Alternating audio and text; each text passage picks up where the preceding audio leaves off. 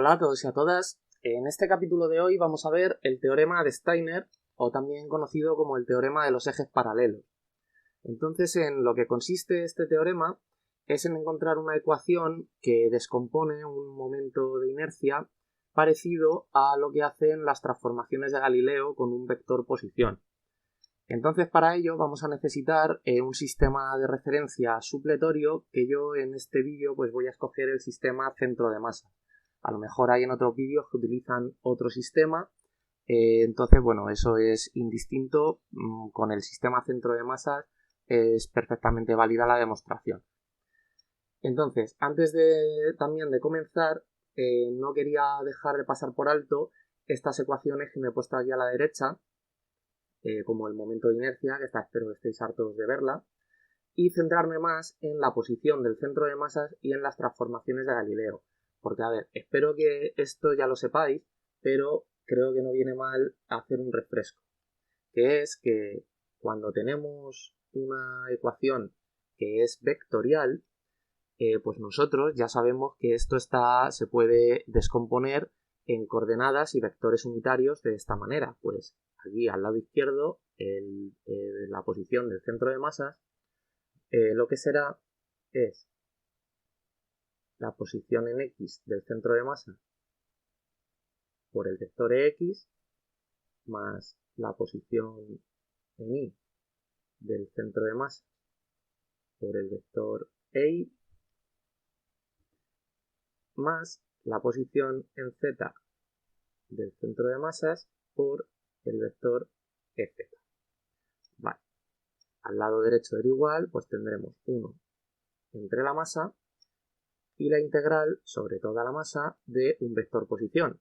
Este vector posición será de la forma X por EX más Y por EY más Z por EZ. Y todo esto multiplicado por un diferencial de masa. Entonces aquí, comparando, o sea, si decimos que a ambos lados del igual los vectores unitarios son los mismos, pues entonces tendrán que ser iguales las coordenadas que acompañan a cada uno de estos vectores. Pues en concreto, con el vector unitario EX, aquí al lado izquierdo, pues le acompaña la posición en el centro de masas, y en el lado derecho, ¿qué es lo que la acompaña? Pues no solo la X minúscula, sino 1 entre la masa por la integral de X por un diferencial de masa. Así que quedaría de esta forma. ¿De acuerdo? Y lo mismo para cada coordenada asociada a cada vector unitario. Pues para la Y en el centro de masas quedaría exactamente lo mismo, pero con la Y minúscula. O sea, Y por diferencial de masa. Y para la Z exactamente igual. 1 entre la masa por la integral de Z diferencial de masa. Entonces, hemos descompuesto una ecuación vectorial en 3 ecuaciones donde ya esto de aquí no son vectores, sino que son escalares, que son las coordenadas de cada uno de los vectores. ¿De acuerdo? Así que dejadme que borre esto de aquí un poquito. Me coloco esto por aquí. Porque con las transformaciones de Galileo pues pasa exactamente lo mismo. Si nosotros tenemos esta ecuación vectorial,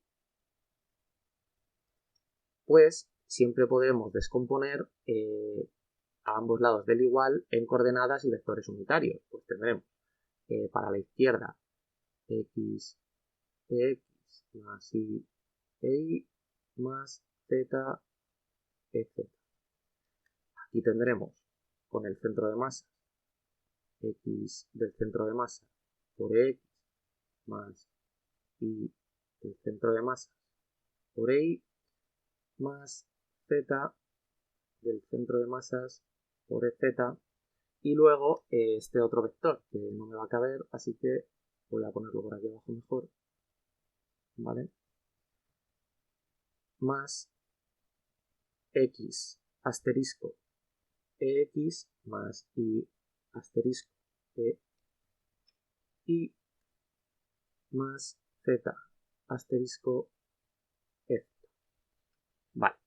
Entonces aquí lo único que podemos hacer es al lado derecho del igual agrupar pues todo lo que vaya con el vector unitario x sumándolo, porque hay aquí una suma, por lo tanto sumaremos x mayúscula más x minúscula y lo asociaremos con el vector x y lo mismo con los otros, con el i pues la i mayúscula y la i minúscula asterisco, así etcétera, de forma que volvemos a obtener tres ecuaciones igualándolos con los de la izquierda, donde queda que x es x del centro de masas más x estrella o x asterisco, donde i es igual a i del centro de masas más y asterisco, y donde z es z del centro de masas más z asterisco. Y hemos vuelto a descomponer pues una ecuación vectorial en tres ecuaciones, donde cada una de ellas pues son las coordenadas en las tres dimensiones espaciales que tiene nuestro espacio. Así que nada, voy a copiarme todo esto por aquí a la derecha y continúo. Vale, muy bien, pues vamos a comenzar con la demostración. Entonces para ello vamos a poner aquí un dibujo que va a ser este de aquí. Entonces, lo que consiste este teorema es en aprovechar que estos dos sistemas de referencia, el O, que es donde estamos colocados nosotros, y el sistema que vamos a usar supletorio, que va a ser el centro de masas del sólido rígido en cuestión, que está, como veis, girando, pues este teorema se basa en aprovechar que el eje de giro del sólido en el sistema supletorio está alineado con uno de nuestros ejes. Pues en concreto con el eje Z nuestro, ¿vale? He puesto el eje de giro del sólido, el eje Z asterisco, que está alineado con nuestro eje Z, ¿vale? Bueno, pues entonces lo que vamos a hacer aquí primero es definir una distancia. En concreto va a ser esta de aquí. Va a ser la distancia entre el eje de giro y el eje de nuestro sistema de referencia que está alineado con ese eje de giro.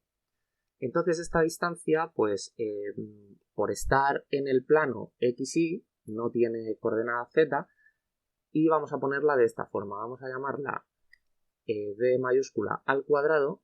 Lo del cuadrado pues es para no poner aquí una ecuación vectorial y porque más tarde va a aparecer este d cuadrado y ya pues así utilizamos esta ecuación. Esto será la coordenada x del centro de masas al cuadrado más la coordenada y del centro de masas al cuadrado. Si tenemos un vector d que lo que marca es la distancia entre estos dos ejes, pues esto será de la forma esta de aquí.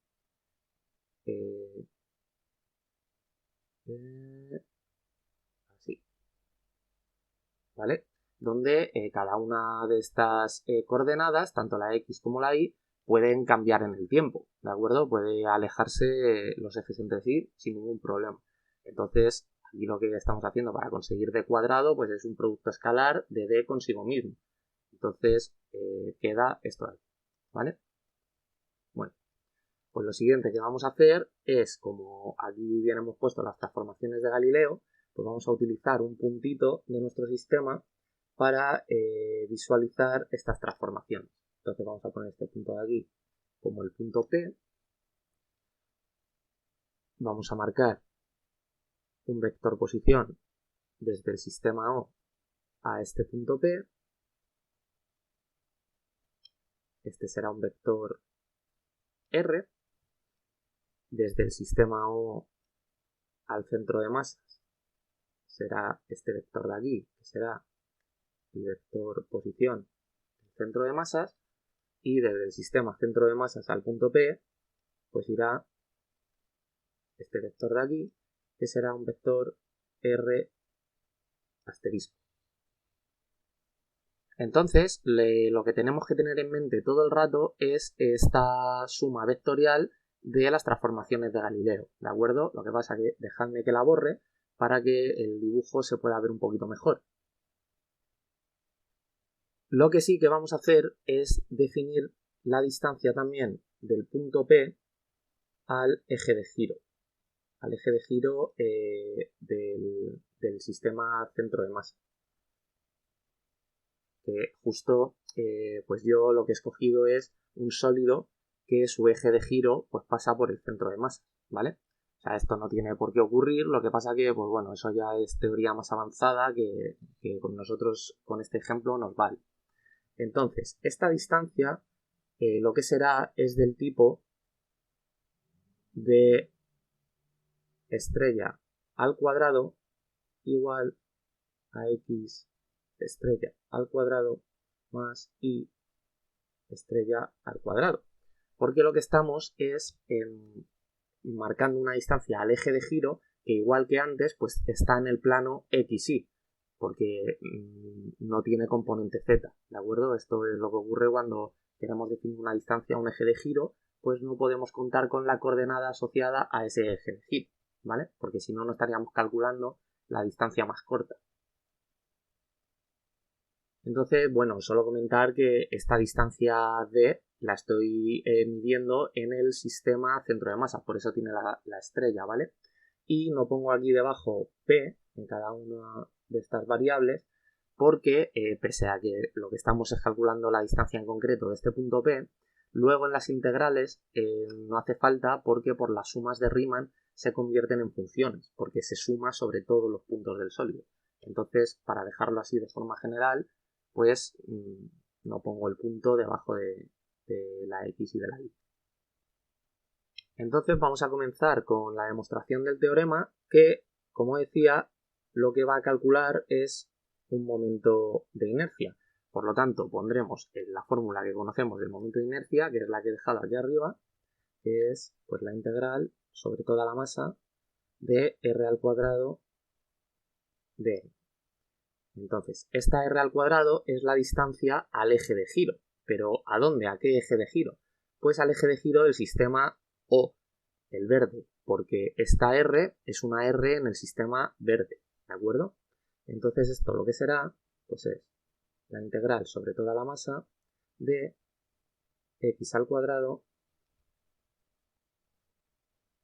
más y al cuadrado por el diferencial de masa. Vale. Y es aquí ahora donde vamos a introducir las transformaciones de Galileo, porque cada una de estas x, o sea, esta x y esta y, lo que son esta x y esta y de aquí, o sea, esta y esta. Entonces sustituiremos y nos quedará la integral, voy a abrir D, pues x lo que es x centro de masa más x asterisco, como está elevado al cuadrado, pues al cuadrado aquí. Y con la y lo mismo, la y es y centro de masas más y asterisco y elevado al cuadrado. Cerramos corchete y diferencial de masa. Vale, pues ahora vamos a expandir los binomios al cuadrado que tenemos. Entonces, vamos a venirnos por aquí, tendremos la integral sobre toda la masa de, abrimos corchete, x centro de masa al cuadrado más x asterisco al cuadrado más 2 veces x asterisco por x centro de masa. Vale, esto por un lado y por el otro y centro de masa al cuadrado más y asterisco al cuadrado más 2 veces y asterisco por y centro de masas. Todo esto, ahora cierro corchete por el diferencial de... Vale. Voy a subirme esto un poco porque no me va a caber si no. Vale. Y ahora, pues lo que vamos a hacer es utilizar la propiedad asociativa de la suma y la linealidad de las integrales, que es que la integral de una suma, pues es la suma de las integrales. Entonces vamos a organizar esto de esta forma. Una integral primero, que vamos a agrupar el x del centro de masa al cuadrado con la y del centro de masas al cuadrado. Esto por un diferencial de masa. Vale. Vamos a tener otra integral donde vamos a agrupar x asterisco al cuadrado más y asterisco al cuadrado por el diferencial de masa. Y luego vamos a tener otras dos integrales que van a ser, de hecho voy a sacar ya el 2 fuera, una 2 veces integral de x estrella o x asterisco por x del centro de masa diferencial de masa, y otra 2 por la integral de y asterisco por y del centro de masas diferencial de masa. Vale, pues voy a borrar estos cálculos anteriores y dejo este último al que hemos llegado. Vale, pues aquí lo que vemos rápido es que esto de aquí es b al cuadrado y que esto de aquí es una distancia al eje de giro en el sistema centro de masa al cuadrado. ¿De acuerdo? Lo que pasa que, claro, no voy a utilizar la letra D porque aquí la estaba utilizando cuando era para un punto P, pero ahora viene lo que os decía de que no hacía falta poner el punto P, porque aquí lo que vamos a tener es una integral que lo que va a estar es sumando sobre todos los puntos. La suma de la posición de cada uno de los puntos que marca un trocito de masa. ¿De acuerdo? Todo, o sea, esa posición al cuadrado, claro. Entonces, bueno, dejadme que primero lo ponga así y ahora comento lo que os iba a comentar ahora. Vale, pues una vez tenemos esto de aquí, lo que voy es a centrarme en esta integral de aquí y en esta otra primero, y después ya vamos a ver qué ocurre con estas dos. Porque, a ver, aquí en estas integrales, hacedme caso si os digo que tanto esta x del centro de masa como esta y del centro de masa, en cada una de las dos, pueden salir fuera de la integral, ¿de acuerdo? ¿Esto por qué es? Bueno, pues para empezar, porque la posición del centro de masas tanto en x como en y es un punto que está fijo y no es una función dentro de la integral sobre la que sumar su contribución al total con cada diferencial de masa, ¿vale? O sea, esto tenemos que tener claro cuando vemos una integral qué es lo que estamos haciendo, ¿vale? Imaginad que aquí dentro del sólido yo con un vector posición marcara aquí un trocito de masa, un cubito, ¿vale? Entonces, este cubo lo que es un trozo de masa que yo le llamo el trozo de masa 1 y a este vector le llamo el R1, ¿de acuerdo? Entonces, si yo sumo todos los trocitos de masa dentro del sólido, voy a tener algo parecido a esto. Voy a tener R1 por el trocito de masa 1 más R2 por el trocito de masa 2, así hasta Rn por el trocito de masa n, asumiendo que habrá un límite. Entonces, yo siempre a esto podré ponerlo como un sumatorio desde i igual a 1 hasta n de ri, donde de hecho aquí, bueno, esto podría ser un vector, pero bueno, dejadlo como, en vez de r voy a poner una x para no confundirlo, porque esto es una coordenada, x1, x2, x. Entonces aquí ponemos xy por incremento de masa y, ¿vale? Entonces, yo lo que digo es que en la suma de Riemann lo que hacemos es llevar esta situación al límite donde decimos que los trocitos de masa tienden a cero. Entonces, cuando esto ocurre, pues todos serán tan parecidos entre sí que no hará falta renombrarlos con un subíndice, sino que lo que tendremos es la suma de cada una de las posiciones por el incremento de masa. Pero ahora, al hacerse tan pequeñitos los incrementos de masa, prácticamente tendremos que sumar infinitos de ellos. Entonces es aquí donde esto se puede poner como una suma de Riemann, o sea, esto, perdón, es una suma de Riemann que puede ponerse como una integral donde, fijaos que ahora ya la x no tiene el subíndice y, ¿de acuerdo? Entonces aquí es lo mismo que si yo a cada uno de estos términos lo multiplico por una x del centro de masa, que es un punto fijo. A este de aquí, a este de aquí también,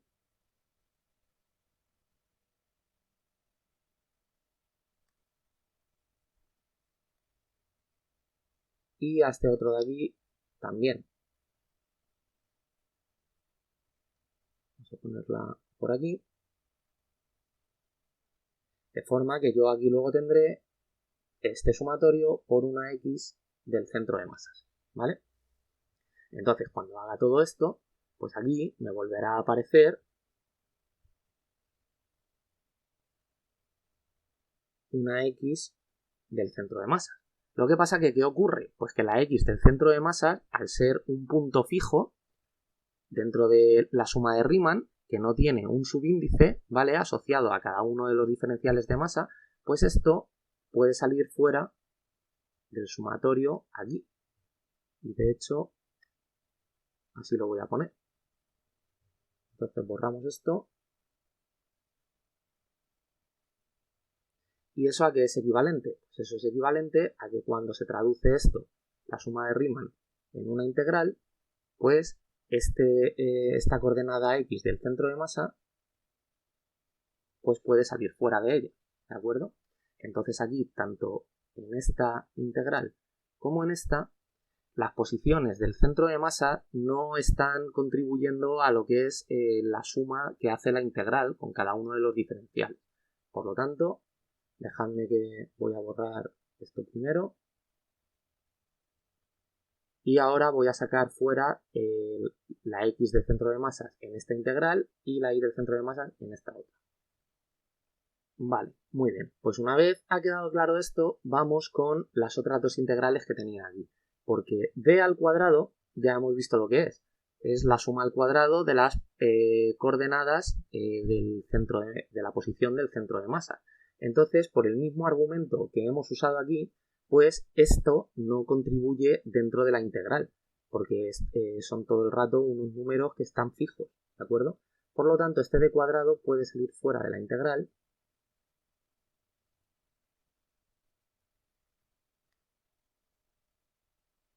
y quedar esto así, ¿vale?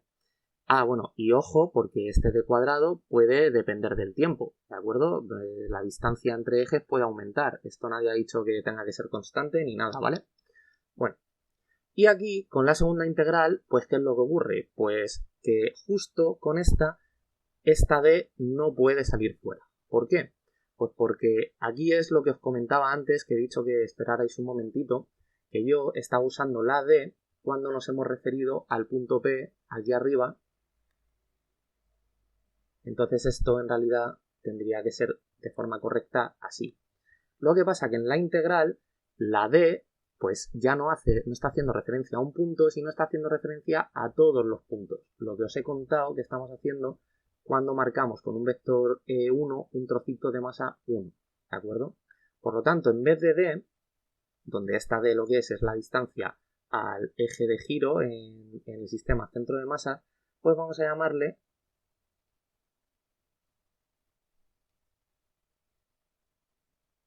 r asterisco al cuadrado, porque al final no deja de ser lo que era un momento de inercia.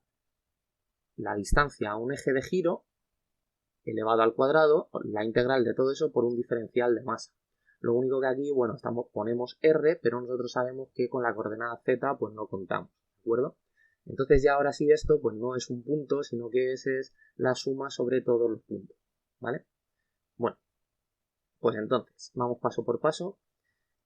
Esta integral de aquí, pues es la masa total. Esta otra integral de aquí, pues ¿qué es lo que es? Pues resulta que es el momento de inercia en el eje Z, pero en el sistema centro de masas. Vale. Esta otra integral de aquí, ¿qué es lo que es? Pues esto de aquí es esto. Entonces, a lo que será igual será a la masa llevándonosla al otro lado del igual, poniéndola aquí delante, o sea, a la masa total por X en el centro de masas, pero como estamos en el sistema centro de masas, pues ponemos el asterisco. Y esta integral es lo mismo, pero con la coordenada Y, en el centro de masas. Vale. Pues la posición de X en X del centro de masas en el sistema centro de masas, esto es 0, y lo mismo para la Y, porque el sistema centro de masas está en su origen de coordenadas y está en el 0 continuamente. Por lo tanto, estas dos integrales de aquí se anulan. Y entonces ahora pues ya solo nos quedan estas dos. Resolviendo, sumando sobre toda la masa aquí, pues lo que tendremos es la masa total por la distancia entre los ejes que están paralelos al cuadrado, más esto otro de aquí, que es el momento de inercia en el sistema centro de masas. Y esto es lo que es el teorema de Steiner. Nos ha quedado que el momento de inercia medido en un sistema O pues es la masa total por la distancia que separa los ejes que están paralelos al cuadrado, más el momento de inercia medido en el otro sistema de referencia. Y esto es el famoso teorema de Steiner, que ya veis que si no me entretengo en hacer los cálculos que he hecho al principio y en comentar lo de la integral, es un teorema que se tarda menos de un minuto en hacerlo. Así que nada, ya no tengo nada más que comentar en este capítulo, espero que lo hayáis entendido y nos vemos en el siguiente.